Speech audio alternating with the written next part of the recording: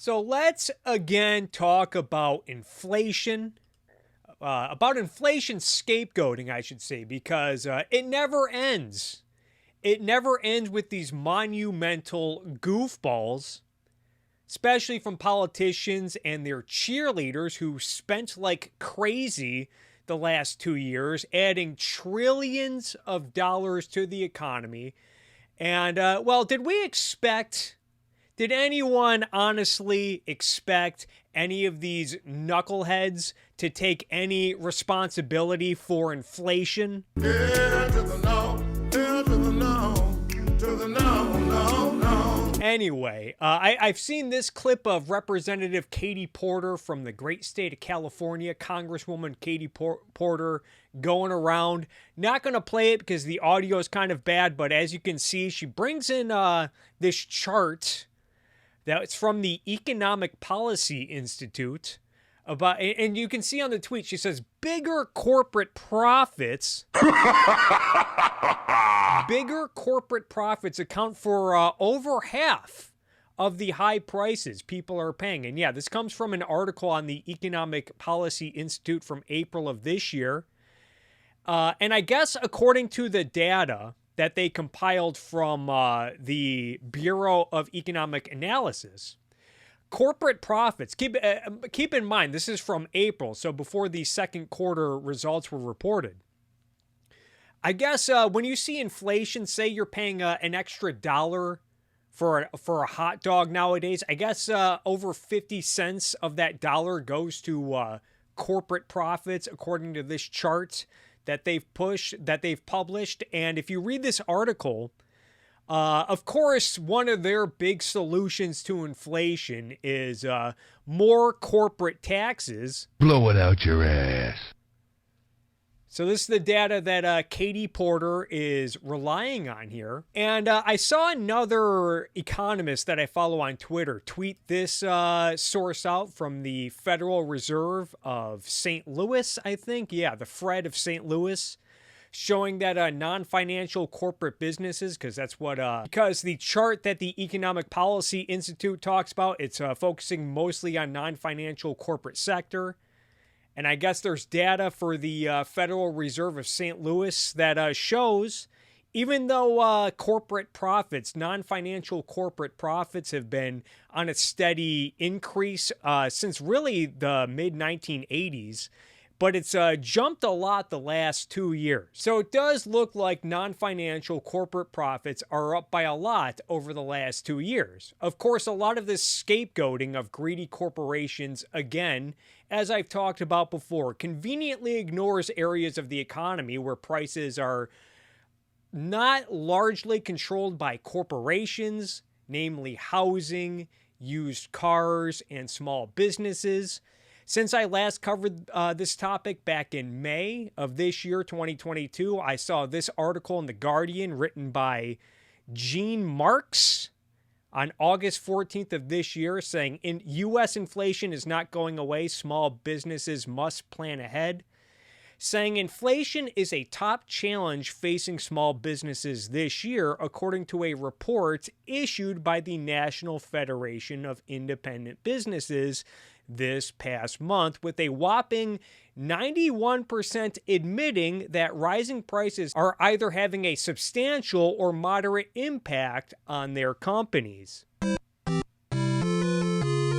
The U.S. Chamber of Commerce says that nearly 7 in 10 small businesses have raised prices to cope with inflation, which also consider their dominating challenge. 65% of small business respondents in a Goldman Sachs study said rising input costs have forced them to raise the price of their goods and services this year, with almost 80% saying the economy has gotten worse over the last 3 months. Uh-oh, SpaghettiOs! But bringing this back to greedy corporations, I remember watching Senator Raphael Warnock's debate with Herschel Walker, and he mentioned about how much of the inflation is actually just corporations making record profits. Bolshevik Bernie Sanders also was on this the other day, rambling about sky-high candy prices leading up to Halloween,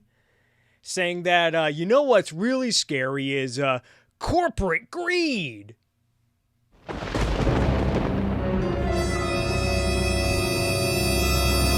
Someone should inform Bolshevik Bernie Sanders that maybe candy prices would be a little bit lower if it were not for favors that the United States sugar industry enjoys from the government.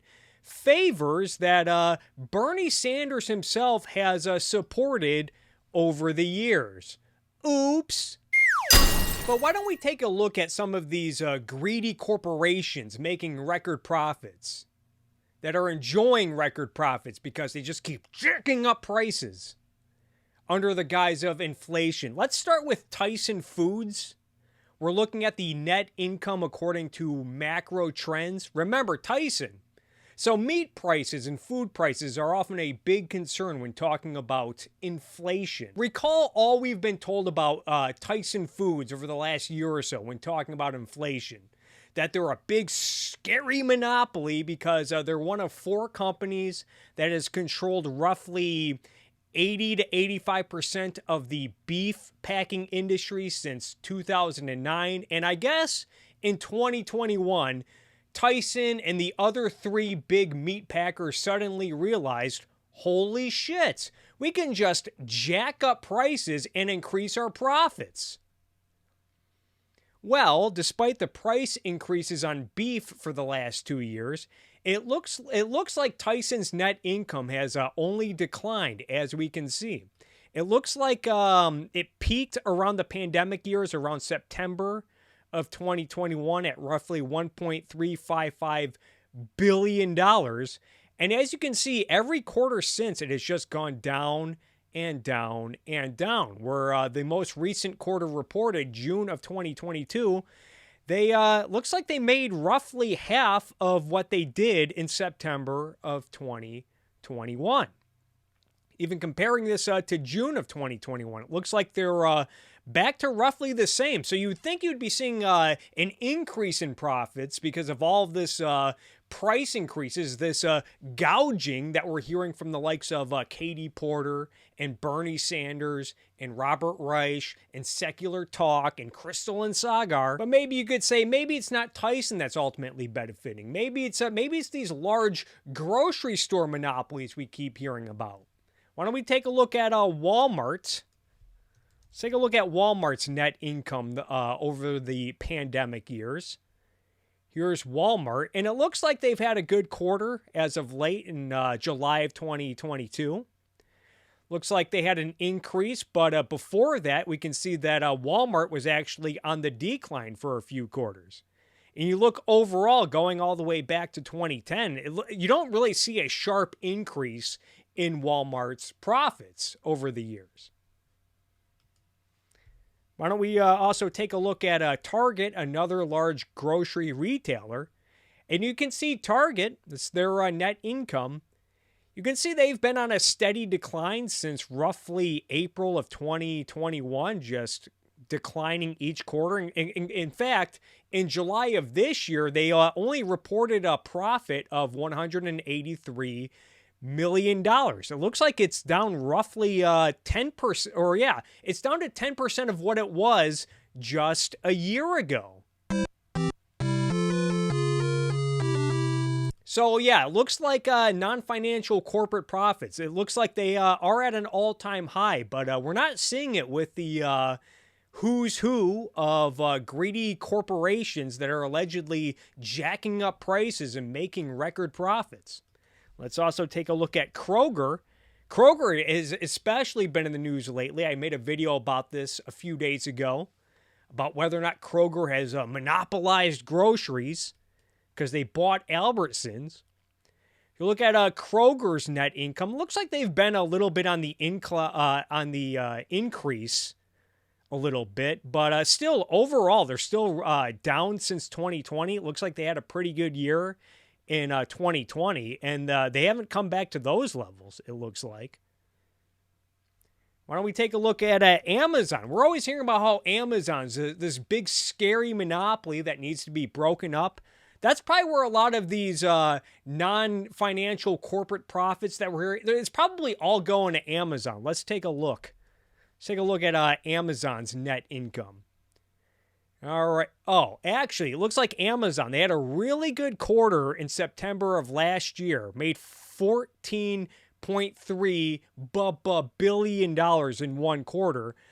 But since then, they have actually lost in the first quarter of this year $3.84 billion and then lost another $2 billion in the second quarter. But going back to Tyson, when we talk about all of the increases in food prices, beef prices, maybe that's going to fast food chains like McDonald's.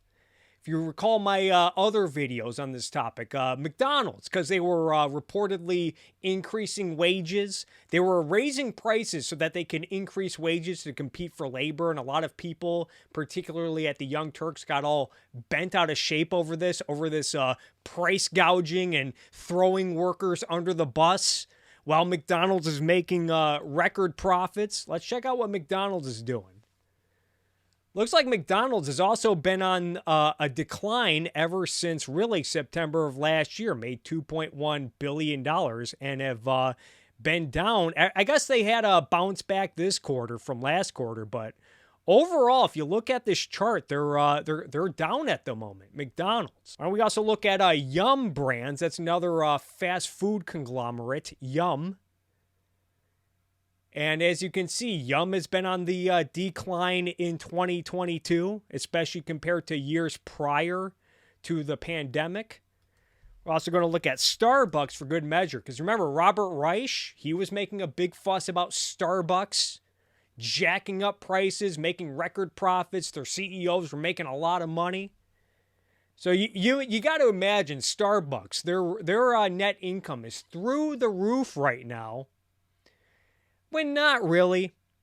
In fact, if you look at the quarter, June 30th of 2022, they made less money in the June quarter of 2022 than they did in the June quarter of 2019 when they made $1.37 billion.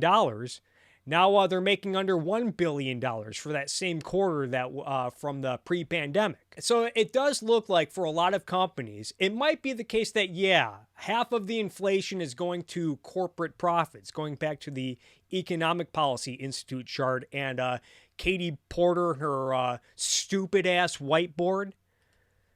So it might be the case that half the inflation is going to corporate profits, but it does not look like that it always means that these corporations are making more profits. Let's also take a look at the automotive industry, because the automotive industry, car sales, used car sales, new car sales, all car sales, they're all through the roof.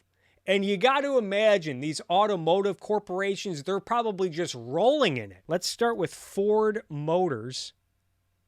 See what they're making. I bet they're just rolling in it. Ford Motor net income. Looks like they had a good quarter in December of last year, but they started this year at a $3 billion loss. While in the recent quarter, they only made $667 million, still down from even pre-pandemic years. It looks like, I guess even before the pandemic, they were kind of sluggish. But way before the pandemic, they were making a lot more money than they are now, despite jacking up prices. But maybe Ford's an anomaly. Let's check out General Motors. How are they doing? I bet they're rolling in it with all these sky-high car prices. They're probably just raking it in. But as we can see, since September of 2020, GM has been on a steady decline in net income reports every quarter. Well, maybe it's not the American Big Three. Why don't we take a look at Honda? Maybe Honda's really raking it in. Maybe they're mopping up with these sky-high car prices. Oh, no. Looks like even Honda has seen a steady decline in net income reports ever since December of 2020. What about Toyota? Why don't we take a look at Toyota Motors? Another Japanese car company, big brand. And looks like they're doing better than the other car companies. Still on the decline, though. Looks like they just keep going up and down, but they have not. Doesn't look like they have reached back to pre-pandemic levels, despite jacking up prices. So again, it does look like corporate profits, at least in the non-financial sector as a whole, are up. But as we can see, a lot of these Fortune 500 companies are not seeing such gains despite jacking up prices. Many of them have either seen a steady decline in net income, or worse, have suffered losses. And for the corporations that are seeing an increase in profits, you got to wonder how much of it is actually an increase, considering that the purchasing power of the dollar is lower than it was 2 years ago. Although I'm sure you can find a lot of corporations that are seeing a generous increase in profits, and good for them, finding ways to remain profitable during these times of uncertainty. It's a hell of an accomplishment. Good for them. Although I'm not sure how long these sky-high profits will last when you look at the stock market over the last year. It looks like the S&P 500 and the Dow Jones Industrial and the NASDAQ, they've all been on a steady decline over the last year. You'd think with all of these record profits that investors would be tripping over themselves to get a piece of the action. But if the markets, if they're currently on a decline, then that just might mean that these high profits might not last much longer, folks. Uh-oh, SpaghettiOs! And I think there are two reasons why politicians like Katie Porter are so eager to scapegoat greedy corporations. One, because they want to deflect responsibility from their reckless spending over the last 2 years, but also it gives politicians like Katie Porter the perfect excuse to raise corporate taxes, maybe introduce new corporate taxes, as we have seen in the Wallet Reduction Act, also known as the Inflation Reduction Act, but also with Katie Porter's attempts to pass windfall profits taxes, which will only make things worse. Meanwhile, Katie Porter claims to be in favor of capitalism and competition, which I find interesting, considering that she does not seem very eager or interested, not nearly as interested as she is in introducing new taxes. She doesn't really seem that interested in proposing free market reforms or deregulation, especially in areas like energy and international trade, which would allow for more competition that would likely lead to greater production and lower prices and a prosperous economy in the long run. But I guess at the same time, such free market reforms, it might also result in an increase in corporate profits.